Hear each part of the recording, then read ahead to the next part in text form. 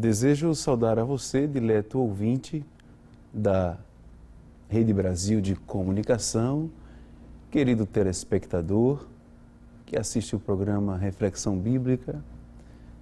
De início, quero agradecer pela audiência a esta programação. A nossa gratidão a Deus pelo privilégio que temos de mais um momento estar aqui participando desse programa, e ao nosso muito digno pastor presidente, pastor Ailton José Alves, pela confiança e a oportunidade de nos fazer chegar para juntos aprendermos um pouco com a palavra de Deus. Queridos, eu vos convido para que abramos as nossas Bíblias no Evangelho do Senhor Jesus Cristo, conforme escreveu São João, capítulo 4, versículo 1 a seguir.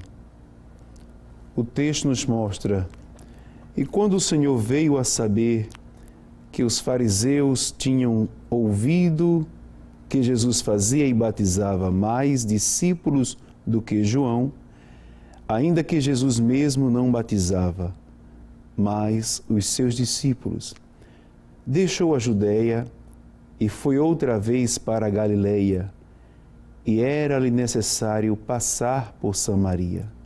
Foi, pois, a uma cidade de Samaria chamada Sicar, junto da herdade que Jacó tinha dado a seu filho José. E estava ali a fonte de Jacó. Jesus, pois, cansado do caminho, assentou-se assim junto da fonte. Era isso quase a hora sexta. Veio uma mulher de Samaria tirar água. Disse-lhe Jesus: dá-me de beber. Nós temos lido os 7 primeiros versículos do capítulo 4 aqui no Evangelho de São João e percebemos o trabalho do Mestre nessas entrelinhas, a realização da evangelização. É importante rememorar que Jesus Cristo viera exercer seu tríplice ministério: ensinar, curar e evangelizar. E Jesus, quando ele deixa a Judéia, revelando-se aqui no texto do capítulo 4 e o versículo 3, ele deixa a Judéia e vai outra vez para a Galileia. Antes, ele tinha saído por verificar a motivação de alguns que estavam disputando a saber acerca de informações do batismo, pois os fariseus tinham ouvido que Jesus fazia e batizava mais discípulos do que João. Alguns comentaristas citam que Jesus já sai dali do ambiente justamente para diminuir aquela motivação de disputa acerca da informação. Aí a Bíblia nos fala que era necessário Jesus passar por Samaria. Foi, pois, a uma cidade de Samaria chamada Sicar, junto da herdade que Jacó tinha dado a seu filho José. O texto nos revela que justamente naquele ambiente estava ali a fonte de Jacó. Jesus, por sua vez, cansado do caminho, ele assentou-se assim junto da fonte. E era isso quase a hora sexta. Rememorando aqui que a hora sexta é o mesmo que meio-dia. E percebemos que é interessante analisar a situação, pois o programa Reflexão Bíblica aqui na Rede Brasil de Comunicação, que está locado em Recife, capital pernambucana, justamente na região nordeste do Brasil. E Quem conhece a região Nordeste sabe o quanto a característica do clima tropical. O sol de meio-dia para o nordestino é muito fácil identificar e detalhar-se como é forte, como é intenso o calor de meio-dia. E a Bíblia nos fala que era isso quase a hora sexta, meio-dia, justamente que o sol ele encontra-se a pino sobre as nossas cabeças. O sol estava forte, estava, numa expressão coloquial, bem usual, causticante, intenso. E o texto sagrado nos fala que Jesus vem pelo caminho, ele estava cansado do caminho, assenta-se assim junto da fonte neste horário de meio-dia. O versículo 7 nos fala que veio uma mulher de Samaria tirar água. Jesus, ele diz àquela mulher, disse-lhe Jesus, dá-me de beber. O versículo 8 nos fala, porque os seus discípulos tinham ido à cidade comprar comida. Interessante que, próximo ao horário de meio-dia, 12 homens foram para a cidade fazer feira, comprar comida, e Jesus ficara sozinho, junto da herdade de Jacó.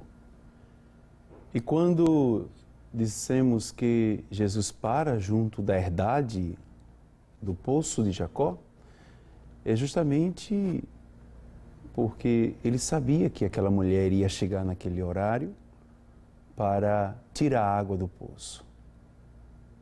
E tirar a água do poço no horário de meio-dia, hora sexta? Por que aquela mulher não ia no horário matinal, aonde costumeiramente, de forma normal, as demais mulheres ali de Sicar iriam no horário bem cedo, no final da madrugada, no término da última vigília, no nascer do sol, iriam buscar água para preparar o café da manhã, buscar água para organizar a casa, limpar a casa.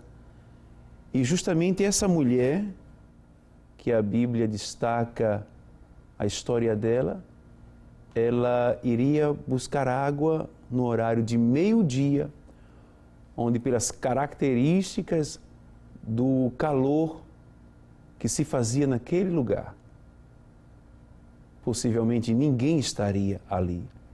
O pensar daquela mulher em chegar de meio-dia era justamente a saber que ela não iria encontrar ninguém, sairia do seu habitat, iria à fonte.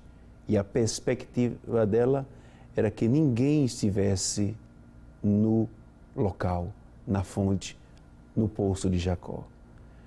Mas ela é tomada de uma surpresa quando ela vai se dirigindo ao poço. Ela observa ao longe que existe alguém no poço. E nas entrelinhas, dentro do contexto, nós vamos perceber que aquela mulher, quando enxerga Jesus de longe, ela percebe que ali é um judeu. Então aquela mulher conhece Jesus como judeu. E vê a mulher de Samaria tirar água, disse-lhe Jesus, dá-me de beber. Os discípulos tinham ido à cidade comprar comida. Disse-lhe, pois, a mulher samaritana, como sendo tu judeu, me pedes de beber a mim, versículo 9 do capítulo 4. Me pedes de beber a mim, que sou mulher samaritana. Entre parênteses, encontra-se porque os judeus não se comunicam com os samaritanos. É bem verdade que no livro de 1 Reis, capítulo 16, e o versículo 21 diz, então o povo de Israel se dividiu em 2 partidos. Metade do povo seguia a Tibni, filho de Ginate, para o fazer rei, e outra metade seguia a Onri. Mas o povo que seguia a Onri foi mais forte do que o povo que seguia a Tibni, filho de Ginate. E Tibni morreu, e Onri reinou. No ano 31 de Asa, rei de Judá, Onri começou a reinar sobre Israel e reinou 12 anos. E em Tisa reinou 6 anos. E de Semer comprou o monte de Samaria por 2 talentos de prata, e edificou no monte e chamou o nome da cidade que edificou do nome de Semer, Senhor do monte de Samaria. Então, meus queridos, do monte de Semer foi que nasceu o lugar chamado Samaria. Mas após a morte do rei Salomão, quando houve a divisão dos reinos, reino do norte e reino do sul, o povo de Samaria fora levado pelo rei da Síria para se envolver e conviver com aqueles povos das regiões próximas ali pagãs. Segundo Reis, capítulo 17, versículo 24, diz: E o rei da Síria trouxe gente de Babel, e de Cuta, e de Ava, e de Amate, e de Sepharvaim, e a fez habitar nas cidades de Samaria, em lugar dos filhos de Israel. E tomaram a Samaria em herança, e habitaram nas suas cidades. Versículo 25. E sucedeu que no princípio da sua habitação ali não temeram ao Senhor, e mandou o Senhor entre eles leões que mataram a alguns deles. Então o povo de Samaria se envolvera com esses povos que não temiam ao Senhor. E foi justamente que criou litígio, criara-se a separação. Não foram aceitos. E quando houvera o trabalho da construção do templo, que os samaritanos vieram para querer participar, não tiveram a aceitação. E eles criaram este rompimento, essa intriga. É por isso que a mulher samaritana, no versículo 9 do capítulo 4, dissera: porque os judeus não se comunicam com os samaritanos, rememorando a esse tempo lá, após a morte do rei Salomão. Aí Jesus responde e disse-lhe: se tu conheceras o dom de Deus, e quem é o que te diz, dá-me de beber, tu lhe pedirias e ele te daria água viva. Disse a mulher: Senhor, tu não tens com que atirar, e o poço é fundo. Onde, pois, tens a água viva? Versículos 10, versículo 11. E o versículo 12 nos diz: és tu maior do que Jacó, o nosso pai, que nos deu o poço, bebendo ele próprio, e os seus filhos e o seu gado? Jesus respondeu e disse-lhe: qualquer que beber desta água tornará a ter sede, mas aquele que beber da água que eu lhe der, nunca terá sede, porque a água que eu lhe der se fará nele uma fonte de água a jorrar para a vida eterna. Aquela mulher percebe que as palavras daquele homem são palavras diferentes. Aquela mulher percebe que aquele homem não é um homem qualquer. A saber, esta mulher se envolvera com outros homens. Essa mulher, ela fora responsável pela destruição de várias famílias. Essa mulher tinha uma vida desregrada, pregressa.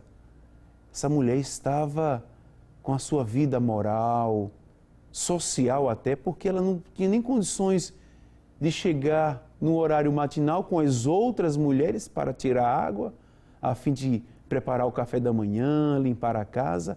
Ela tinha que escolher um horário que possivelmente para ela não teria ninguém no poço.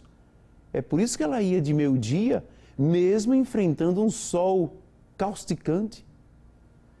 Aí Jesus responde e disse-lhe: qualquer que beber desta água tornará a ter sede, mas aquele que beber da água que eu lhe der nunca terá sede, porque a água que eu lhe der se fará nele uma fonte de água a jorrar para a vida eterna. Versículo 15, disse-lhe a mulher, Senhor, dá-me dessa água, para que não mais tenha sede e não venha aqui tirá-la.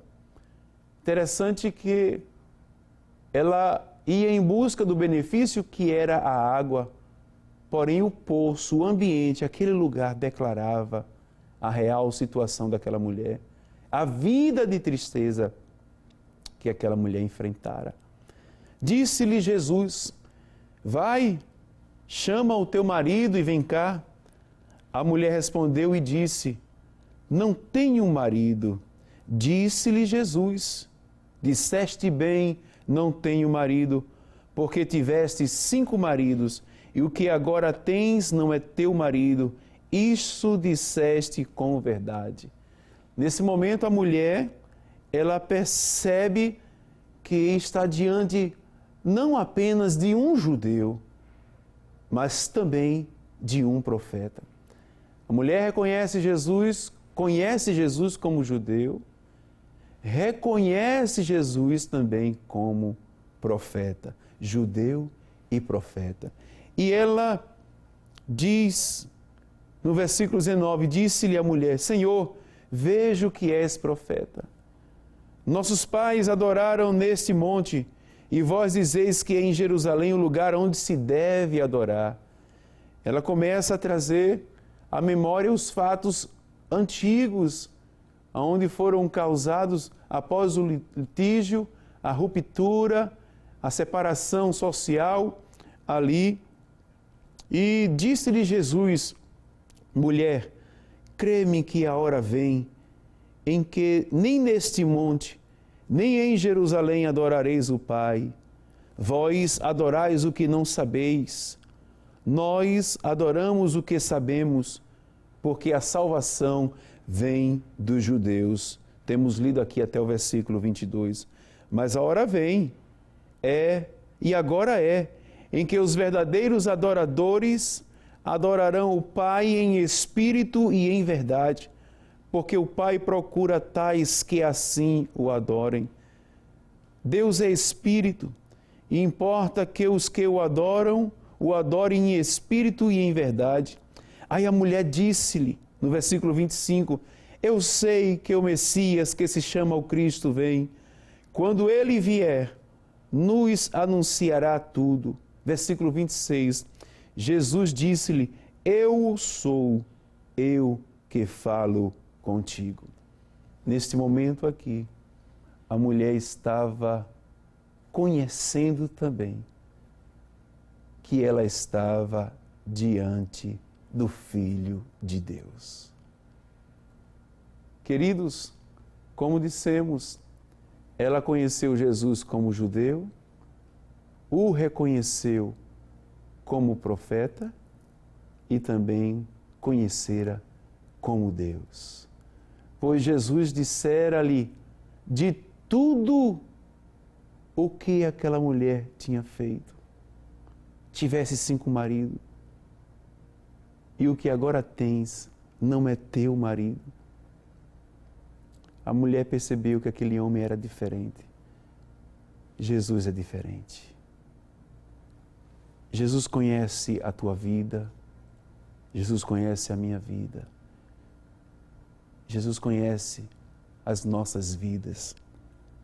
Quando Jesus fala, após o versículo 26, diz o versículo 27, e nisso vieram os seus discípulos e maravilharam-se de que estivesse falando com uma mulher. Todavia, nenhum lhe disse, que perguntas? Ou por que falas com ela? Deixou, pois, a mulher o seu cântaro e foi à cidade e disse àqueles homens, vinde e vede um homem que me disse tudo quanto tenho feito. Porventura não é este o Cristo? Aquela mulher ficou tão entusiasmada com tudo que ocorrera, as palavras que ela ouvira. Ela saiu da sua casa, foi buscar água num horário aonde ela entendia que não iria encontrar nenhuma pessoa, aproveitar o sol de meio-dia, mesmo enfrentando este horário de um sol forte, mas ela encontra Jesus ali no poço. E ela ouve de Cristo um relato com brevidade acerca da sua vida pregressa. E Jesus vai também ensinando-lhe acerca da verdadeira adoração, do verdadeiro relacionamento com Deus. Depois, Jesus fala-lhe que ele era o próprio Eu sou, versículo 26, eu que falo contigo. E nisto nós observamos que a mulher compreendera que ele era diferente. Ela volta para o seu habitat, para a sua cidade, apregoa aos homens da cidade.